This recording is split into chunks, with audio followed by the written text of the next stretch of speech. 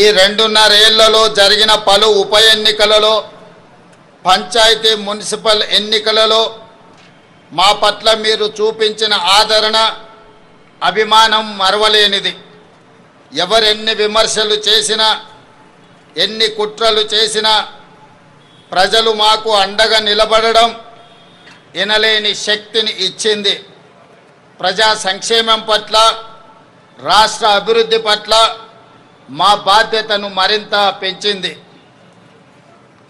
రైతులు, యువత, ఆడబిడ్డల ఆకాంక్షలు, ఎస్సీ, ఎస్టీ, బీసీ, మైనారిటీ, అగ్రవర్ణ పేద వర్గాల సామాజిక న్యాయం, సమగ్ర అభివృద్ధి సాధన కోసం పలు విధాన నిర్ణయాలు తీసుకుంటూ, కార్యాచరణ చేసుకుంటూ 2.5 ఏళ్లుగా నిరంతరం శ్రమిస్తున్నాం. అభివృద్ధితో పాటు సంక్షేమానికి సమపాలలో ప్రాధాన్యత ఇస్తూ పాలన సాగిస్తున్నాం. ఈరోజు నేను గర్వంగా చెప్పగలను, దేశంలో ఏ రాష్ట్రం అమలు చేయని సంక్షేమ పథకాలను మన తెలంగాణ రాష్ట్రంలో అమలు చేస్తున్నాం. అభివృద్ధి, సంక్షేమం ఒక ఎత్తు, ఆత్మగౌరవం, స్వేచ్ఛ, సామాజిక న్యాయం మరో ఎత్తు. తెలంగాణ ఆవిర్భావ ఒక ప్రత్యేక ఘట్టం. దశాబ్దాలు ఉద్యమం చేసి రాష్ట్రాన్ని సాధించుకున్నది కేవలం సంక్షేమం, అభివృద్ధి కోసమే కాదు, ఆత్మగౌరవం, స్వేచ్ఛ, సామాజిక న్యాయం కోసం ఈ గడ్డపై ప్రతి బిడ్డ పోరాటం చేశారు. పెత్తందారీతనానికి వ్యతిరేకంగానే ఈ రాష్ట్రంలో పోరాటాలు జరిగాయి. నాటి రాచరికం నుండి నిన్నటి నియంతృత్వం వరకు తెలంగాణ తిరుగుబాటు చరిత్ర మొత్తం చెబుతున్న సత్యం ఇదే. ఈ చరిత్రకు మనం సజీవ సాక్షులం. రాచరిక ఆలోచనలు, నియంతృత్వ పోకడలను ఓడించి కొత్త చరిత్రను రాసుకోవడం కోసం మీరు ప్రజాప్రభుత్వాన్ని గెలిపించుకున్నారు. ఈరోజు ప్రజల మనోభావాలకు మేము ప్రతినిధులం, సమాజ ఆకాంక్షలకు మేము వారధులం. అందుకే మీరిచ్చిన ఈ అవకాశాన్ని మేము అధికారం అని సంబోధించడం లేదు, మమ్మల్ని మేము పాలకులుగా అనుకోవడం లేదు, మీకు సేవకులుగా బాధ్యత నిర్వహిస్తున్నాం. ప్రభుత్వం అంటే 4 చేతుల్లో ఉండే పెత్తనం కాదు, 4 కోట్ల ప్రజల ఉమ్మడి ప్రతినిధి అని మేము భావిస్తున్నాం, బాధ్యతగా పనిచేస్తున్నాం. అందుకే ఇది కేవలం పరిపాలన చేసే ప్రభుత్వం కాదు, ప్రజాస్వామ్య ఆకాంక్షలను నెరవేర్చే ప్రజాప్రభుత్వం అని గర్వంగా చెబుతున్నాం. మిత్రులారా, డిసెంబర్ 7, 2023న ప్రారంభమైన మన ప్రభుత్వం ప్రజలకు స్వేచ్ఛ, సామాజిక న్యాయం, సమాన అవకాశాలు కల్పించడానికి ప్రాధాన్యతను ఇస్తూ వచ్చింది. రకరకాల అడ్డంకులు అధిగమిస్తూ 30 నెలల్లోనే ప్రజల ఆశలు, ఆశయాలను నెరవేర్చడంలో విజయవంతంగా ముందుకు సాగుతున్నాం. సాగు భూమి, వ్యవసాయం, రైతు ఈ 3 తెలంగాణ ఊపిరి.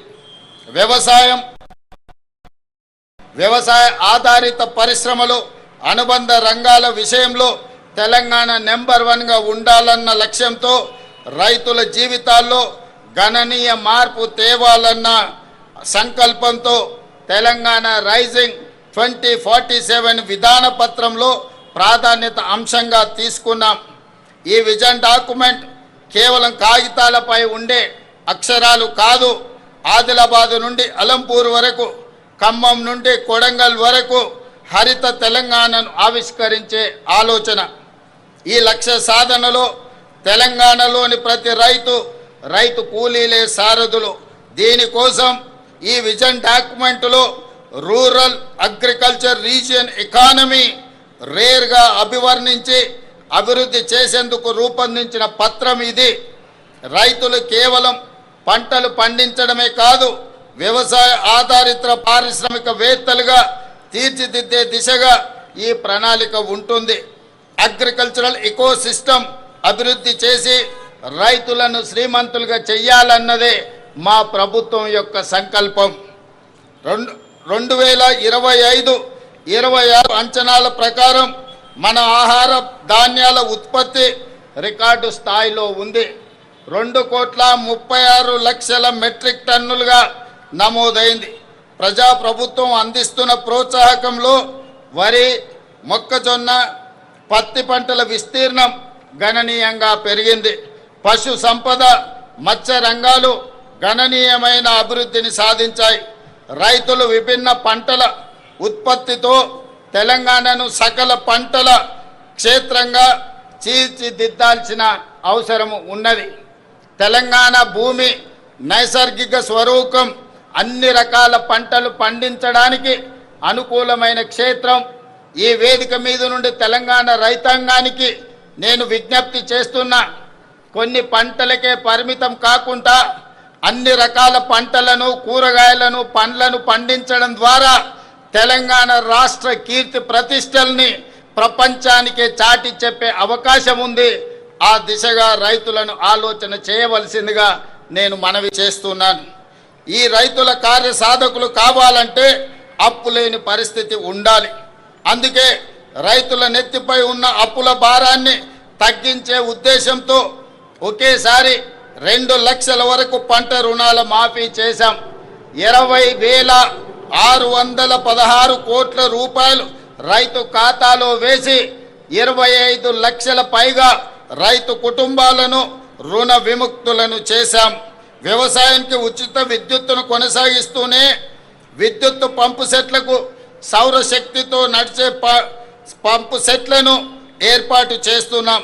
తద్వారా అదనంగా ఉత్పత్తి అయ్యే విద్యుత్తును గ్రిడ్కు అందించి రైతులకు అదనపు ఆదాయం వచ్చేలా ప్రయత్నం చేస్తున్నాం.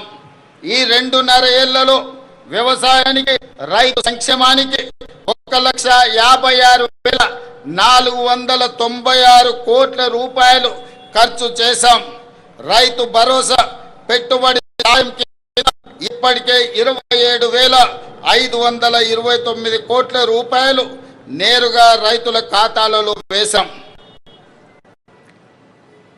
మిత్రులారా, రైతులు దళారుల బారిన పడి మోసపోకూడదని రైతులు పండించిన పంటలు ప్రభుత్వమే కనీస మద్దతు ధర చెల్లించి కొనుగోలు చేస్తుంది. ఎంత భారమైనా సరే చివరి గింజ వరకు పంట ఉత్పత్తులను కొనడానికి రాష్ట్ర ప్రభుత్వం ప్రయత్నం చేస్తుంది. మేము అధికారం చేపట్టిన తర్వాత ఇప్పటి వరకు 2.5 ఏళ్లలో ధాన్యం కొనుగోళ్లకు 82,840 కోట్ల రూపాయలను ఇప్పటి వరకు రైతాంగానికి చెల్లించిన. ఈ యాసంగి సీజన్లో రాష్ట్రమంతటా 8,575 కొనుగోలు కేంద్రాల ద్వారా చురుగ్గా ధాన్య సేకరణ జరుగుతుంది.